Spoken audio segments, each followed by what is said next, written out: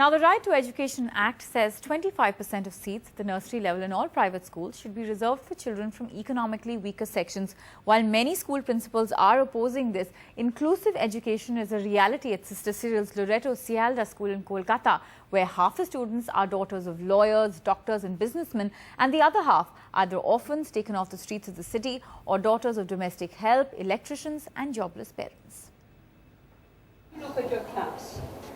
There are big girls, there are little girls, there are fat girls, there are thin girls. Sister Cyril taking a class at Loreto Sealdah, Kolkata. Less than half the girls in this room are from middle-class addresses.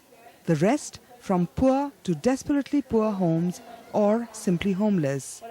That's how it has been at the school for a decade, much before the Right to Education Act came into being. We maintain a very high academic standard. So there's no loss from the academic side. And I think parents over the years are realizing how much more well-educated our children are, because they know how to relate to anyone in society.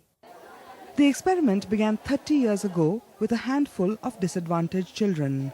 Today, of its 1,300-odd students, only 382 pay the full fees. The rest either have sponsors or pay what they can. Some don't pay at all. We don't really think that she's poor. I'll not tell her anything or something. Or I'm poor, I won't tell my problems to her. We usually share all things. Economic differences doesn't really matter. We don't really think about all these things. We are friends, we are classmates, we study together, we take education together. So these things doesn't really matter to us. Sister Cyril wants quality education for all, not separate schools for poor children. When they are kept out separately like that, they will not get the first-class treatment they will get in the regular school. Her efforts have earned Sister Cyril a Padma Shri and great admiration, but only a handful of hesitant followers.